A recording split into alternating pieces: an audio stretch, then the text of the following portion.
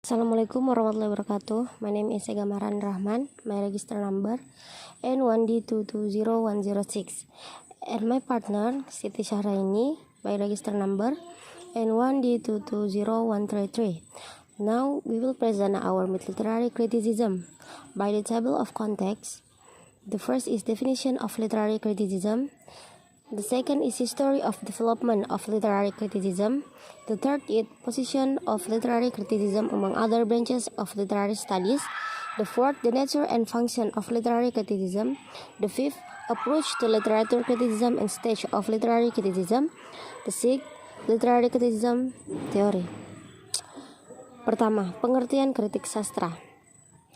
Menurut Yasin 1959, kritik sastra merupakan pertimbangan baik buruk karya sastra, penerangan dan penghakiman karya sastra. Menurut Yudhoyono, kritik sastra adalah suatu cabang dari ilmu sastra yang mengadakan analisis, penafsiran serta penilaian terhadap sebuah teks atau wacana sastra. Hal ini dapat juga disebut dengan pengkajian teks. Menurut Abrams, kritik sastra merupakan cabang ilmu sastra yang berurusan dengan perumusan, klasifikasi, penerangan dan penilaian karya sastra.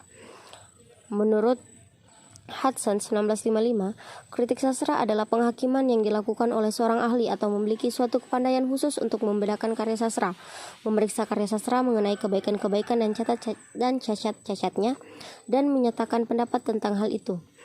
Menurut Pradopo 1967, kritik sastra merupakan bidang studi sastra untuk menghakimi karya sastra, untuk memberi penilaian dan keputusan mengenai bermutu atau tidaknya suatu karya sastra. Dari beberapa pendapat pakar di atas dapat disimpulkan bahwa kritik sastra adalah suatu cabang ilmu sastra yang berfungsi untuk mengkaji, menafsirkan, dan memberikan penilaian terhadap teks sastra. Kedua, sejarah perkembangan kritik sastra. Sejarah perkembangan kritik sastra. Kata kritik berasal dari bahasa Yunani krites yang berarti seorang hakim. Krenein berarti menghakimi, kriterion berarti dasar penghakiman. Kritikos dalam bahasa Indonesia kritikus berarti hakim kesusastraan. Ini menurut Walek 1978. Istilah ini berlaku pada akhir abad keempat sebelum Masehi. Pada abad kedua Masehi, pengertian seorang kritikus atau kritikos juga berarti seorang gramatikos, ahli gramatika. Dalam bahasa Latin klasik, kata kritikus berhubungan dengan interpretasi teks dan kata-kata. Pada abad pertengahan, istilah kritik hanya dipakai sebagai istilah pengobatan dalam arti kritis. Pada zaman Renaissance, istilah tersebut dihidupkan kembali dalam arti yang kuno. Istilah gramatika atau gramarin, kritikus atau kritik, dan filologis dipergunakan secara bertukar-tukar untuk orang yang mempunyai perhatian besar terhadap penghimpunan kembali kekunoan. Namun, tampaknya istilah kritikus dan kritik dikhususkan pada penyelidikan koreksi teks-teks kuno.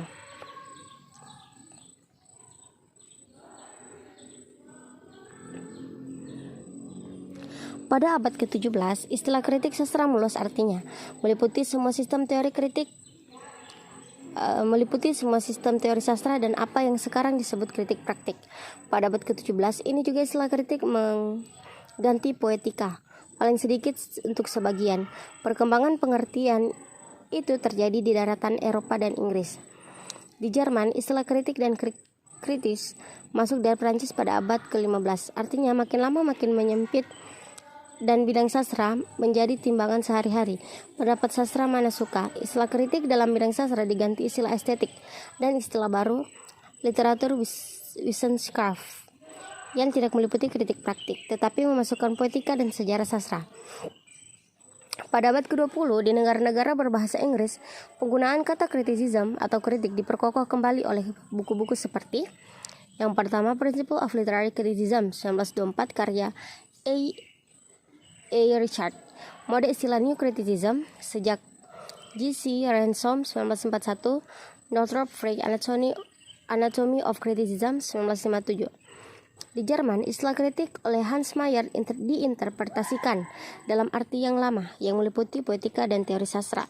Dalam kecenderungan ini terasa adanya pengaruh Inggris dan Amerika sejak perang dan mungkin juga contoh kritik Rusia. Akhirnya Walek mengemukakan bahwa istilah teori sastra yang tampak lebih baik dari poetika karena meliputi bentuk-bentuk prosa, berbeda dengan kritik sastra dalam arti yang sempit sebagai studi karya-karya sastra yang konkret dengan tekanan penilaiannya. Ketiga, kedudukan kritik sastra di antara cabang studi sastra yang lain. Secara sederhana, kegiatan kritik sastra tidak luput dari kaitan erat ilmu kesusastraan yang dapat digambarkan melalui sebuah matrikulasi wilayah sastra sebagai berikut. Kemudian, teori sastra merupakan bidang studi sastra yang membicarakan yang pertama, pengertian-pengertian dasar tentang sastra, kemudian hakikat sastra, prinsip-prinsip sastra, latar belakang, jenis-jenis sastra, dan terakhir susunan dalam karya sastra dan prinsip-prinsip tentang penilaian sastra. Sejarah sastra merupakan bidang studi yang membicarakan tentang perkembangan sastra, ciri-ciri dari masing-masing tahap perkembangan karya sastra, dan terakhir situasi sosial masyarakat serta ideologi-ideologi yang berkembang di masyarakat. Kritik sastra yang dalam ekstensinya sendiri turut serta dalam membicarakan tentang yang pertama analisis, kemudian interpretasi, dan terakhir adalah penilaian terhadap karya sastra. Apabila memperhatikan hal di atas, maka akan diperoleh sebuah simpulan bahwa sebuah karya sastra tidak akan mampu dipahami, dihayati, dan ditafsirkan. Bahwa sebuah karya sastra tidak akan mampu dipahami, dihayati, ditafsirkan, dan nilai secara sempurna tanpa adanya intervensi dari ketiga bidang ilmu sastra tersebut. Kemudian materi selanjutnya akan dipresentasikan oleh saudari Siti Sahraini. Oke, 4 sifat dan fungsi kritik sastra.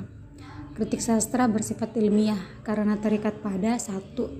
Teori sastra terpilih yang diterapkan terhadap karya sastra sebagai objek studi atau telaahnya. 2. Metode, aplikasi operasional suatu teori terpilih untuk menghasilkan suatu pendapat atau kesimpulan. 3. Objek, hal ini berfungsi memberikan penilaian atas karya sastra berdasarkan teori dan sejarah sastra. Artinya, kritik sastra memerlukan teori dan sejarah sastra, dan sebaliknya, kritik sastra memberikan sumbangan, pendapat atau bahan-bahan bagi penyusunan atau pengembangan teori dan sejarah sastra.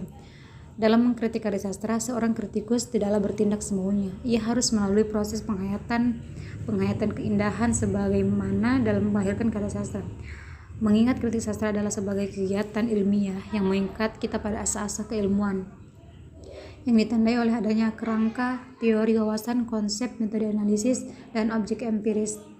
Pradopo mengatakan bahwa kritik sastra memiliki 3 fungsi, yaitu bagi perkembangan kesusastraan, bagi penerangan masyarakat, bagi ilmu sastra sendiri. 5. Pendekatan kritik sastra dan tahapan kritik sastra.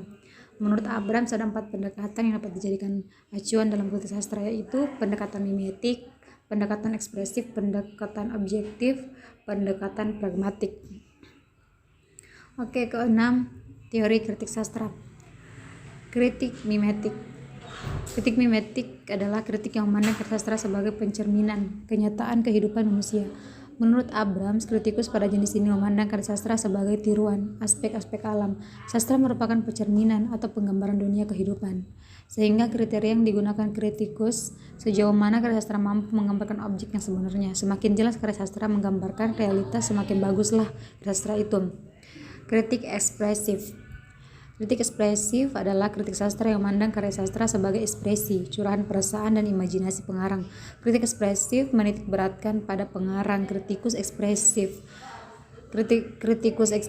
meyakini bahwa sastrawan bersastra merupakan unsur pokok yang melahirkan pikiran-pikiran, persepsi-persepsi, dan perasaan yang dikombinasikan dalam karya sastra. Pendekatan ini sering mencari fakta tentang watak khusus dan pengalaman-pengalaman sastrawan yang sadar atau tidak telah membuka dirinya dalam karyanya. Kritik objektif memandang karya sastra hendaknya tidak dikaitkan dengan hal-hal di luar karya sastra itu. Ia harus dipandang sebagai teks yang utuh dan otonom, bebas dari hal-hal yang melatar belakanginya, seperti pengarang, kenyataan, maupun pembaca. Kritik ini menekankan pada unsur intrinsik. Kritik pragmatik